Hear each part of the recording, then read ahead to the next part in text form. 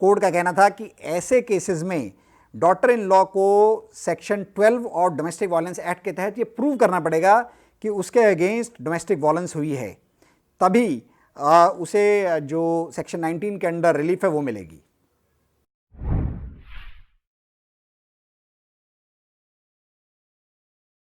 नमस्कार and welcome to कानूनन। आज के इस वीडियो में हम बात करेंगे सुप्रीम कोर्ट द्वारा दिए गए एक जजमेंट की, जिसमें उन्होंने इस बात का आंसर किया है कि क्या एक एस्ट्रेंज्ड वाइफ या डॉटर इन लॉ अपने इन लॉज के घर में रह सकती है। ये सारा केस डोमेस्टिक वायलेंस एक्ट 2005 के तहत सेक्शन 2 और सेक्शन 19 के बारे में है। सबसे पहले जानते हैं केस के फैक्ट्स के बारे में। सुप्रीम कोर्ट में एक अपील डाली गई और जो अपेलेंट थे वो फादर इन लॉ थे, जिन्होंने कहा कि उन्होंने 1983 में एक मकान खरीदा। 1995 यानी कि 12 साल बाद उनके बड़े बेटे की शादी हुई और शादी के बाद बेटा और डॉटर इन लॉ उसी मकान के फर्स्ट फ्लोर में रहने लगे, यानी ग्राउंड फ्लोर पर फादर इन लॉ और मदर इन लॉ और फर्स्ट फ्लोर पर डॉटर इन लॉ एंड सन। काफ़ी समय के बाद बेटे में और डॉटर इन लॉ में मैरिटल डिस्कॉर्ड हो गया, जिसके बाद बेटे ने क्रुएलिटी के बेसिस पर डाइवोर्स की अपील डाली। अब डॉटर इन लॉ ने जब उसे पता चला कि डाइवोर्स का केस डाल दिया गया है, तो उसने एक डोमेस्टिक वायलेंस एक्ट के सेक्शन 12 के तहत ये कहते हुए कि उसे मेंटल और फिजिकल टॉर्चर किया गया है, father in law, mother in law और हस्बैंड के अगेंस्ट केस डाला। इसके बाद फादर इन लॉ ने अर्जी लगाई और उन्होंने कहा कि मैं 76 ईयर्स ओल्ड हूँ और मैं हार्ट का पेशेंट हूँ और हाइपरटेंशन का मरीज़ हूँ।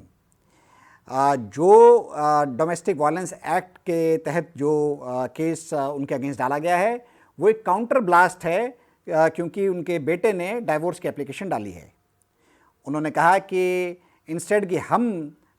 कि हमने जो है वो डॉटर इन लॉ को प्रताड़ित किया हो, उल्टा डॉटर इन लॉ ही हमें प्रताड़ित करती है। और उन्होंने ये अपील करी कि क्योंकि ये उनका अपना मकान है, इसलिए डॉटर इन लॉ से ये कहा जाए कि वो इस मकान को खाली कर दे।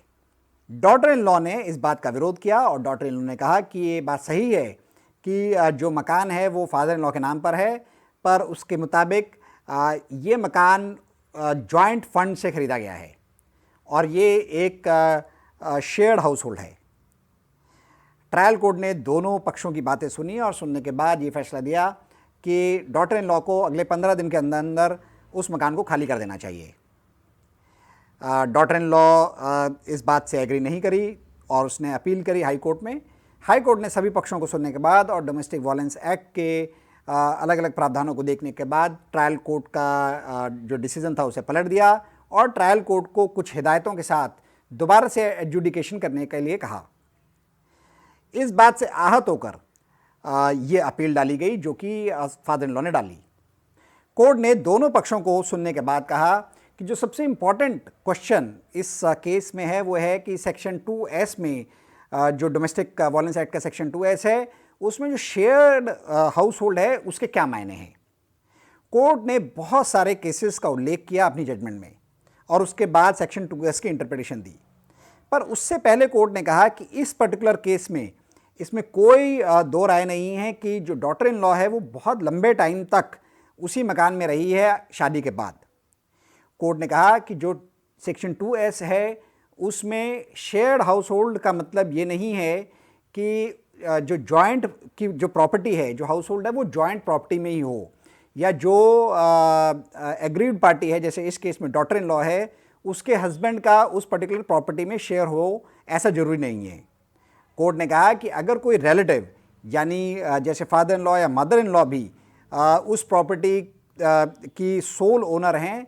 तो भी उसे शेयर्ड हाउस होल्डिंग कहा जाएगा, क्योंकि उसमें लोग बहुत लंबे टाइम से रह रहे हैं। जैसे इस केस में उन्होंने कहा कि डॉटर इन लॉ बहुत लंबे टाइम से रह रही थी, जो कि मेन एस्पेक्ट है शेयर्ड हाउस होल्ड की डेफिनेशन का।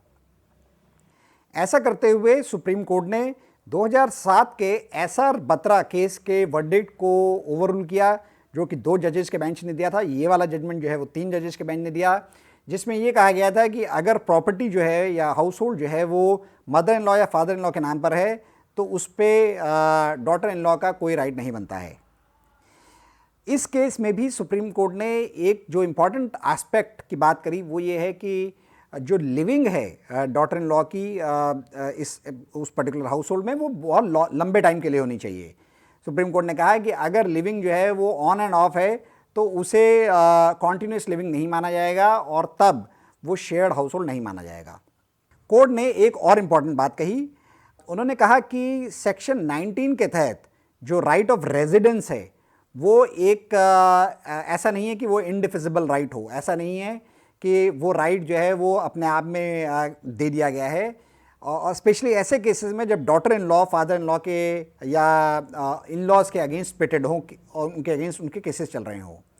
कोर्ट का कहना था कि ऐसे केसेस में डॉटर इन लॉ को सेक्शन 12 और डोमेस्टिक वायलेंस एक्ट के तहत ये प्रूव करना पड़ेगा कि उसके अगेंस्ट डोमेस्टिक वायलेंस हुई है,